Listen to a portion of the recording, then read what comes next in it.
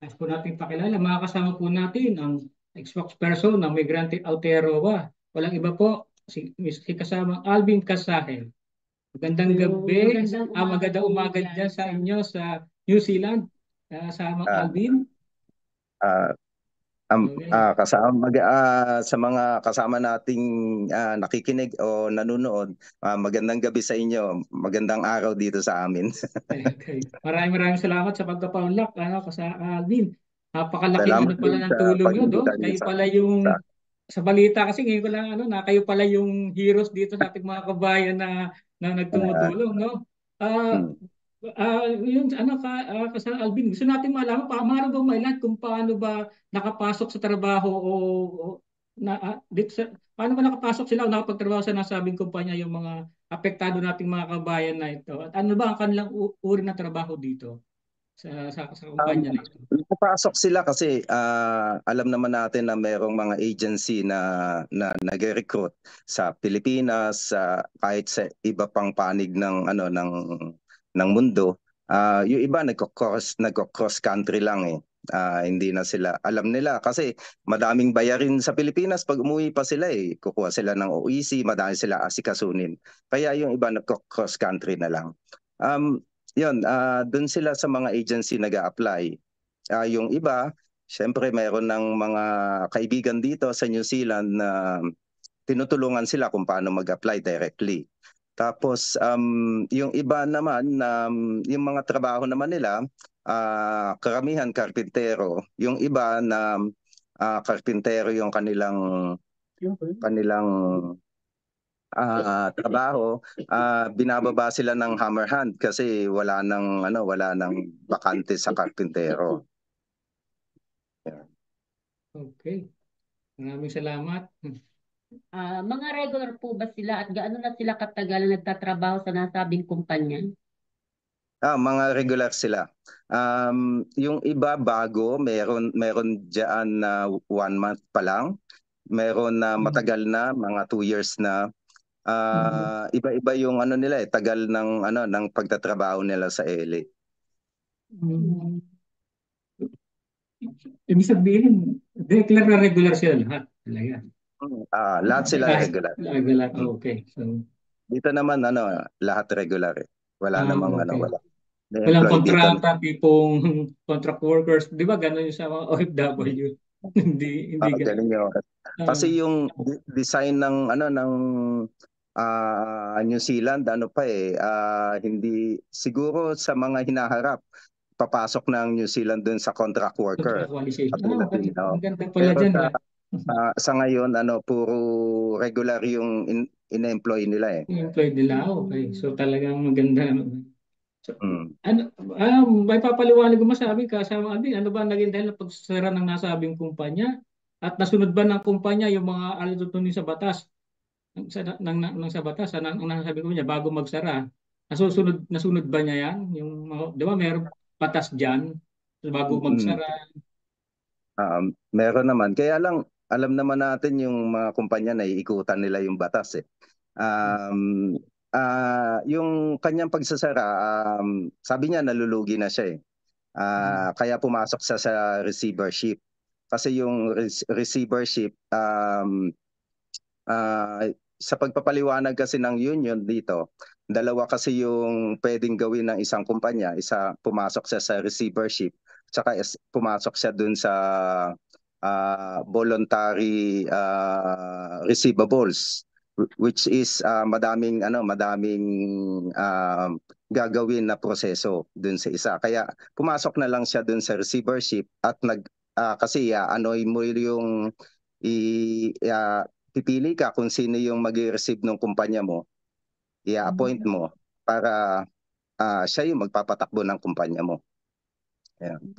Parang Kasi dun sa isa, ipapasa? Parang ano, parang ipapasa yung kumpanya sa ibang mga kasiwa, parang ganun ba? Pag ganun, kakatakbo. ganun. Papalit na nga, palit management po, ganun. Palit management. Parang siya na lang yung magpapatakbo at magbabayad dun sa mga kailangan niyang bayaran ng mga tao. Yan. Mm. Pero hindi na niya patatakbuhin as kumpanya, Bali, patatakbuhin niya yung kumpanya para lang mabayaran yung mga dapat bayaran.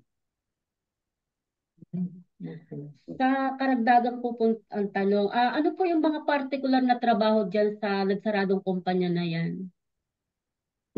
Yung mga partikular na ginagawa nila, nyo po. Pero construction yung karamihan sa Construction. So, nila. ibig sabihin, puro kalalakihan yung nandyan na ano ng Napo, mga... kalalakihan. Pero pumasok din siya sa kasi nga supply siya agency siya eh. Pumasok din siya sa sa mga factory. Kaya nagulat kami, merong mga babae na worker yung ELE group. Nung namimigay kami ng voucher, na nagtataka ako bakit may babae na humihingi sa amin ng pero tinatanong ko naman kasi sila naman yung magkakakilala. So, ibig sabihin, iba't iba siyang department na andun yung mga manggagawa. Oo. Kasi pinasok din niya yung pagsusupply sa factory, sa meat shop, pumasok din siya sa sa cleaning. So Which is lumalabas, hindi ano siya, pangkaraniwan dito sa New Zealand yun eh.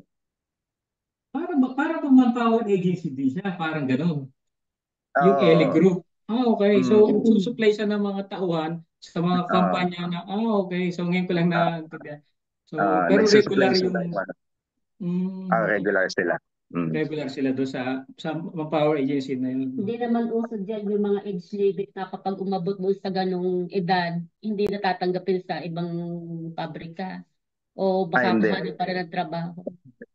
Bawal naman dito yun sa New Zealand. Kasi kalimitan sa Pilipinas, kapag nagsarado yung isang pabrika, nagkaedad ka na nang lumagpas ka na sa ano nilang age, talagang hindi na makakakuha ng trabaho. Particular naman yan sa sa mga first world country, 'di ba? Yung discrimination sa age, hindi naman nila masyadong pinatitingkad yan. Kahit nga dito, basta kaya mo pang magtrabaho, kasi dito sa Italy, nakikita namin kahit nga may edad na rin ako, kahit kaya mo pang magtrabaho, sige lang, ikokontrata Tama. ka kahit nga mga pensyonado na, kinukontrata pa rin dito eh. Basta lang, Tama. kaya pa magtrabaho. Sa atin kasi, may sa dami kasi walang trabaho sa Pilipinas, marami nag-aaway sa trabaho. So kahit pwede mag-set ng standard ng age eh. Kasi nga, pwede magpalit ng mga henerasyon ng mga trabador, di ba? Ganun sa atin eh. Kasi sa atin, madaming supply ng Supply ng ng manggagawa na wala kasing... Tsaka iniiwasan din nila sa atin may sa kalimitan yung mga benefits kapag nagtagal sa trabaho. Di ba? Pag na-regular ka na mas matagal, mas malaki yung benefits na kukuha. Kaya ano nila, palit ng bago. Contract walang karamihan sa Pilipinas. Ayun. Yung mga tanong pala, kamusta pala yung ating mga kababayan niya? Siyempre, di nawalan sila ng trabaho. Paano ba sila nakakaraos sa kanilang pang-araw-araw na pamumuhay ngayon dyan? Actually, nahihirapan na nga sila kaya nananawagan kami ng emergency fund. Kung umabot na sa kaalaman nyo, meron nang natutulog sa sakyan Kasi napaalis na sa bahay. Hindi ko lang alam yung bilang ng mga natutulog na kasi karamihan yan sa Auckland Dito kasi ako sa Christchurch Hindi ako sa Auckland. Dito sa Christchurch, isa pa lang yung napalaya so naigik sa bahay. Pero dito kasi okay pa yung may kumukup-kup pa kasi maganda yung samahan nila dito, yung camaraderie nila dito sa Christchurch. So kinukup pa siya nung mga kaibigan niya. Yun. So, hindi po lumalapit sa embahada ng Pilipinas dyan sa New Zealand yung mga kababayan na walang trabaho o para maghingi ng shelter o matutuluyan man lang po. Actually, Lumapit na. nakikipag-communicate kami, nakikipag-ugnayan kami sa embahada.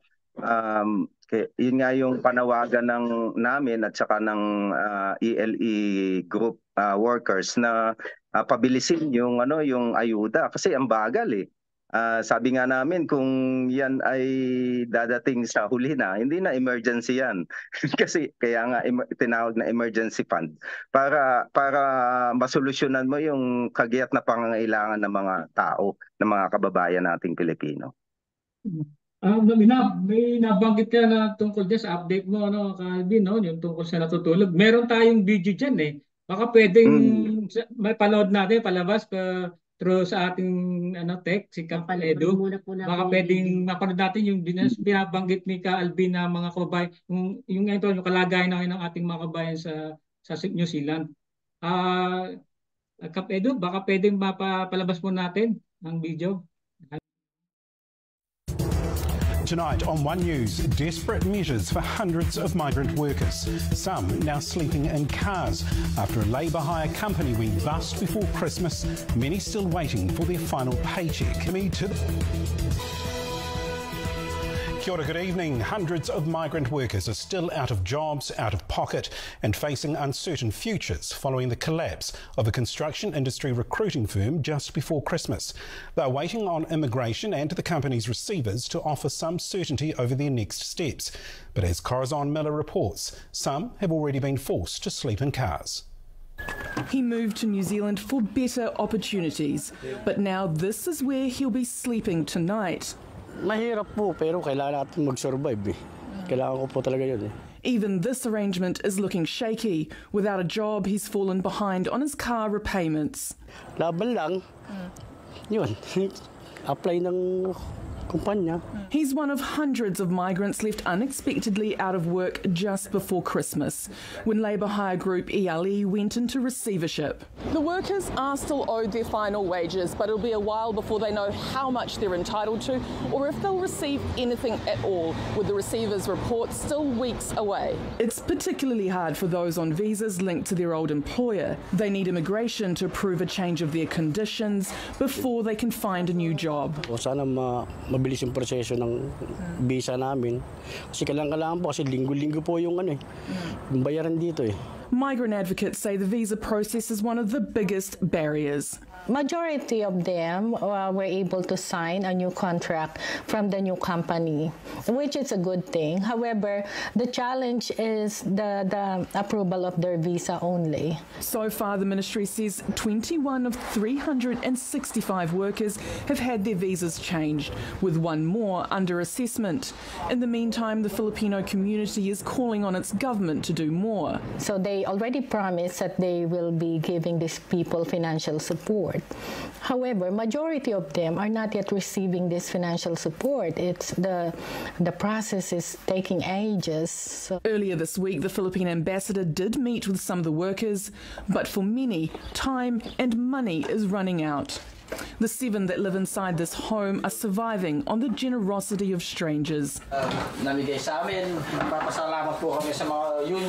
knowing that support can only go so far, Romano de la Cruz fears they'll soon be one of those forced to sleep in cars. Kung pwede lang po sana, bukas pwede na magtrabaho. Kasi talagang kailangan namin eh. Not just for their sakes, but for the families they left behind. Corazon Miller, One News. Okay.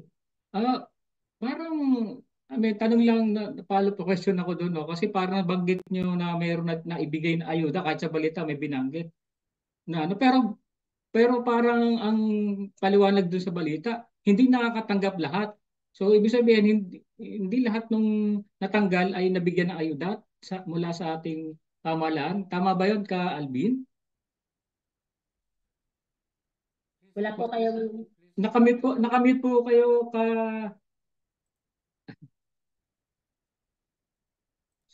Yun. Sorry. Actually konti lang yung nabigyan pa lang eh. Kaya ang panawagan namin, pabilisin yung emergency fund kasi emergency fund nga siya eh. Hindi dapat mabigyan kaagad ng kagiat yung ating mga kababayan. Tapos nag-press release na sila na ang nabigyan nila 500 na eh. Kaya yung ibang mga ELE work group workers, natatakot sila, baka hindi na sila mabigyan kasi naglabas na yung Philippine government o yung embassy na nakapagbigay na sila sa 500 workers, which is hindi naman totoo. Yan. May hawak Tapos, naman kayong master list niyan, di ba? Di ba? May meron mga na. master list. So, malalaman nyo naman kung sino talaga nabigyan o hindi, di ba? Pero nakakaano nga yun, no? Nauna na yung muna yung ano nila, no? Press Pagpapapogi. release.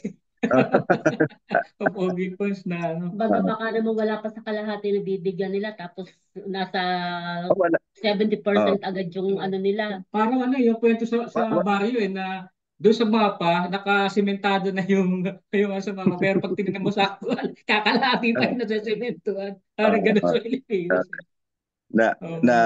Kaagad yung kanilang pagpapapogi bago yung actual.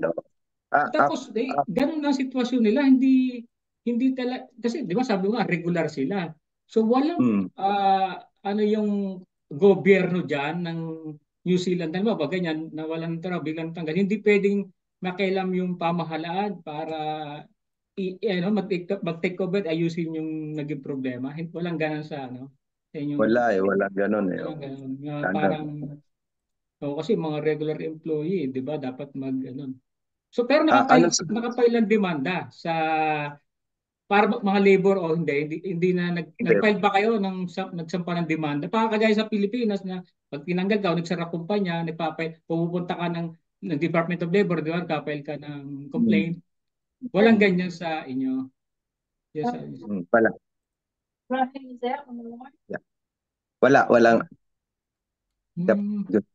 Walang walang ganong proseso dito. Okay. Yeah. Sure. Go ahead. Go ahead.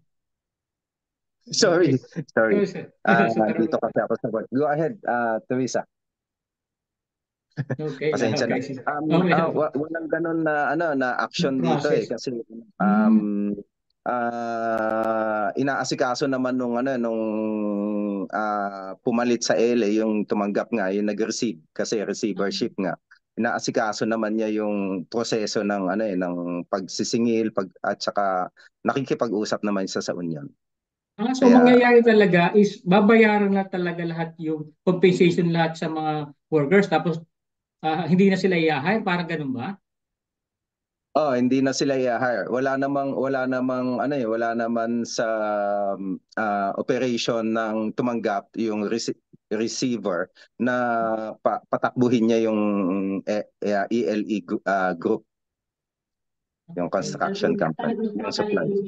Sila, hindi na sila papalit ng pangalan ng kumpanya. Kasi yun sana isang tanong namin kung may pag-asa pa ba na mabuksan niya ang kampanya or magkaroon ng mga pamamaraan. So wala nang chance na mag-operate wala nang chance. Actually hindi lang yung ELE group yung yung umaaray sa sa sitwasyon ng New Zealand kasi talagang nasa recession ng New Zealand eh.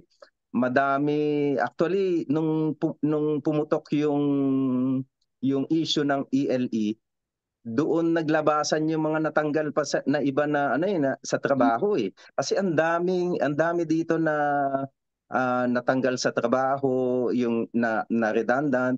Tapos madami din yung mga dumating dito sa New Zealand na hanggang ngayon wala pang trabaho, hindi pa sila nasusupply kasi ang daming dito, ang daming supply agency. Hindi lang yung ELE yung nagsusupply sa mga kumpanya ng workers, ang dami. Kahapon nga, ang dami kong mga kausap na tumatawag sa amin dito na ganito yung sitwasyon namin, ganyan. Kasi nabalitaan nila sa ELE, kasi nga pumutok nakita nila kami na dati hindi nila nakikita yung migrante, hindi nila alam kung saan sila hihingi ng tulong. Kasi alam naman natin yung mga kababayan natin, syempre pag dumating ka sa isang lugar, hindi mo alam kung ano yung gagawin mo, sino yung pupuntahan mo pag nagkaroon ka ng problema. Ngayon dahil sa nakita nila yung migrante na kasi actually hinahanap nga namin sila eh. Hindi lang namin matagpuan. Ngayon dahil sa katuwang na namin yung mga workers ng ELE, dumami yung yung nakakausap namin na walang trabaho. Actually, ma-overwhelmed ka na sa dami ng humihingi ng tulong. Ibig sabihin ba po pala nagsarado yung kumpanya niya, marami na silang natanggal na workers. At tapos may iba pang kumpanya, may mga manpower agency pa na natanggal pa. Mga kababayan natin yan or may non-Pinoy din dyan? Malamang may non-Pinoy din dyan eh. Kaya yung yung issue ng tanggalan hindi lang sa Pilipino, kundi sa iba't ibang lahi. Na talaga. Malaking ano. So di ba may mga workers union dyan, no? Ano yung nagiging tulong nila sa mga manggagawang ganyan nangyayari? Actually yung ELE group na-represent na siya ng First Union. Yung which is si kasamang Dennis Magay yung head okay. ng First Union. Na-represent na sila, non-union member man o union member, na-represent na ng First Union. Okay, kasi ano yan basta workers, di ba? Siyempre, yan, under sa union. Kasi parang dito sa amin, parang may mga yun nga, yung mga union o federasyon na pwede mong salihan dito sa Italy din, no? Na kapag pwede mong lapitan, sakali kang magko-complain, sila yung tutulong sa'yo. Marami nga lang din sila. Diyan ba sa New Zealand, malakas din ba diyan yung union, mga organisasyon ng mga union? Oo, malakas din dito yung mga union. Kaya lang dito kasi sa New Zealand, lalo na yung mga sa Kiwi, no? Hindi ka nila tutulungan kung hindi ka member ng union. Kasi para sa kanila, nakikita mo lang sila pag pag may problema ka na. Kaya talagang ine-enforce nila yon na dapat member ka na ng union bago ka magka-problema. Kaya ngayon dun sa nangyari sa ELE, nabuksan yung nila, yung isipan nila na dapat member sila ng union talaga.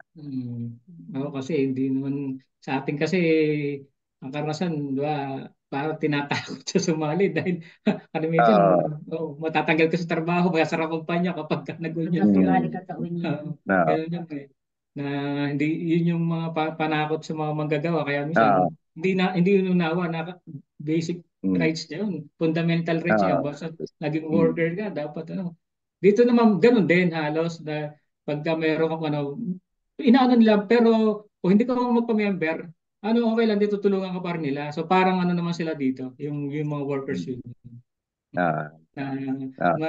Naman sila, matulungin din. Marami din sila. Matulungin din. Dito naman yun yung trabaho ng migrante kasi dahil nga sa hindi matutulungan ng local, so migrante na yung tumutulong sa kanila. Okay. Tapos mas particular sa workers kaya hindi sa domestic, may problema rin ba issues sa mga domestic workers diyan? Paanong domestic workers? Kasi yung trabaho ay sa bahay, tipong gano'n, mga domestic workers. Meron din bang walang dito walang nani kasi dito wala. Okay. Walang nani dito. Bawal yung yung mga domestic helper dito sa New Zealand Ganun. Kaya maganda. So ibig sabihin wala kang makikita na naglilinis ng mga bahay ng Pilipinas sa mga New Zealand, sa mga meron din ganoon. Kaya lang hindi siya yung in-offer sa mga migrant.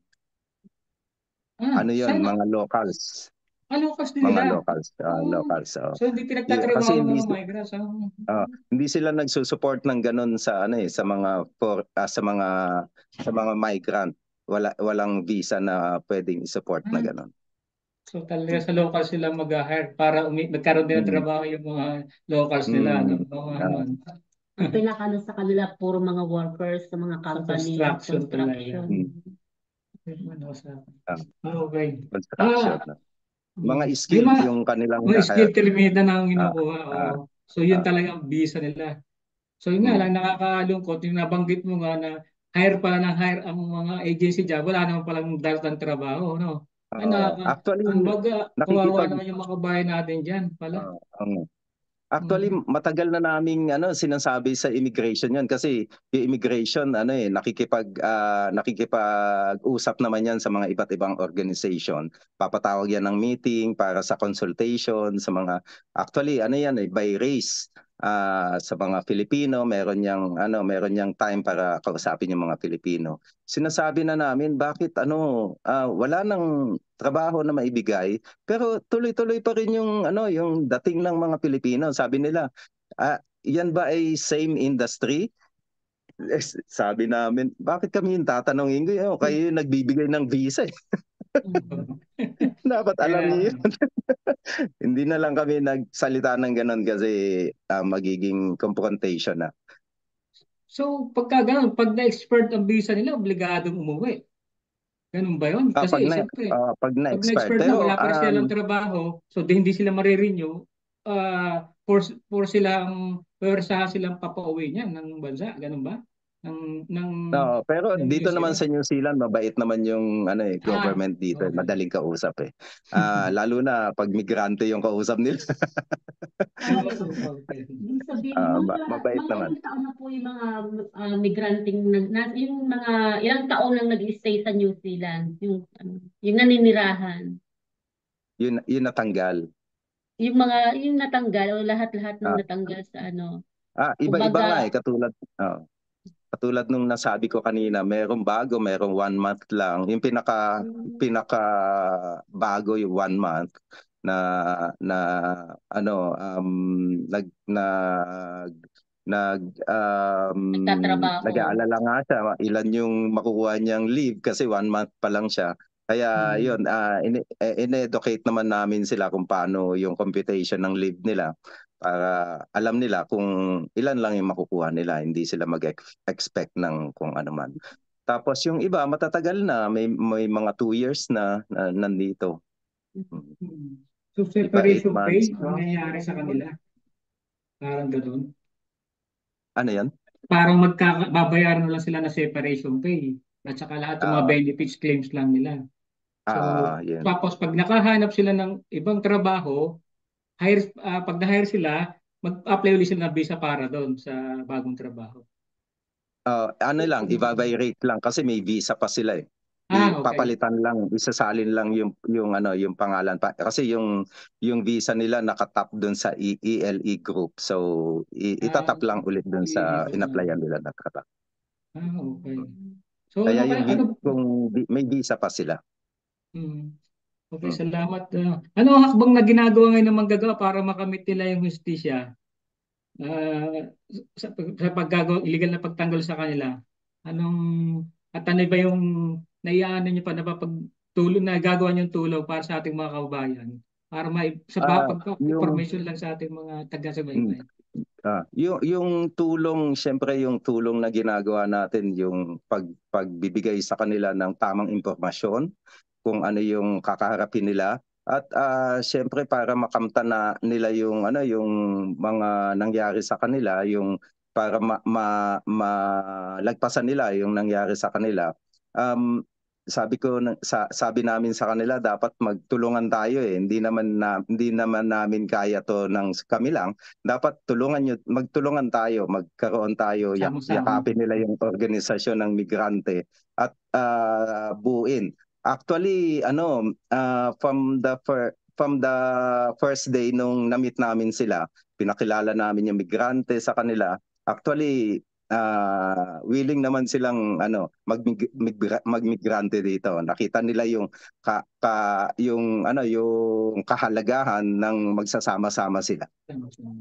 Uso ba diyan yung protest, yung halimbawa parang nasa harapan ng kumpanya, nagpo-protesta sila sa illegal na pagkakasarado ng kumpanya. Uso din diyan sa New Zealand. Parang welga strike. Parang nagwewelga, gano'n.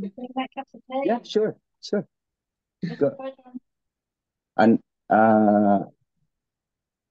Teka lang ha. Wait lang. Ulit yung tanong, sorry. Yung daw, kung meron ba nagaganap yung mga strike, tipong protest sa sa mga workers, stoppage of work, meron din. Yeah, oo, meron din. Actually, yung strike dito, hindi, yeah, all slack. Unlock, yeah. Also unlock. Actually yung strike nila dito hindi katulad nung strike natin sa sa Pilipinas eh. Parang picket lang sila dito. Strike na sa kanila 'yon. Yun. Hindi yung talagang sa atin kasi sa Pilipinas, 'di ba? Talagang lalabas ka, hindi ka papasok, talagang i-hamper mo yung operation ng kumpanya. Dito hindi, lalabas ka lang sa break time, pipiket kayo, tapos after noon balik na ulit sa trabaho. Strike na sa kanila dito. Parang still lang nangyayari. Strike na sa kanila yun dito. Ano lang yun? Picket protest lang, picket protest. Picket protest lang. Picket protest. Kayo, ang migrante pero ba ay under ng Migrante International yan, di ba? Migrante International, member din. So, marami na rin ba tayong marami na members kayo dyan sa actually nung itong meron na tayong mga ilan-ilan na members dati, kaya lang itong nangyari nga sa ELE, lalong dumami yung members natin. Biglang dumami. Kasi nakita nila na walang ibang tumutulong sa kanila kundi migrante lang eh. Nakita nila na sa 24 ng December, walang ibang tumutulong sa kanila kundi yung migrante lang. Na kahit nasa kalagitnaan ng Pasko ay handa pa ring tumulong para sa kanila. Kayo ba isa din sila dun, isa din kayo sa natanggal doon sa kumpanyang yon? Hindi ako. Hindi. Hindi. Ako, nasa healthcare ako eh. Community support. Nasa trabaho pa nga yata si trabaho ako. Sige, alam namin medyo na rin po kayo na bala kayo na masyado sa trabaho. Baka pwedeng makapagbigay ka ng mensahe sa ating mga kapwa migrante at sa mga taga-subaybay. Yun.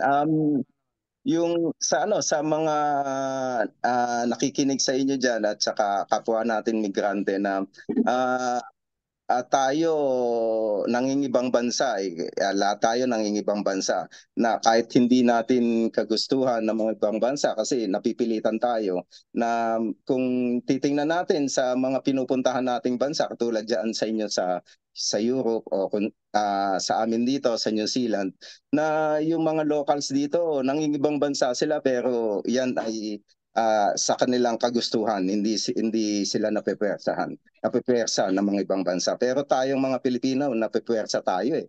Hindi natin ito kagustuhan kundi dahil sa wala tayong makuhang trabaho sa Pilipinas. Kung may makuha man tayo contractual, napakababa ng sahod. Na dapat ay ipaglaban natin na magkaroon tayo ng disente at maayos na trabaho sa Pilipinas para yung mga ibang mga Pilipino, hindi na mga ibang bayan at hindi na sapitin yung kalagayan na dinaranas natin at nung iba pa nating mga kababayan na nasa ibang bansa. Okay.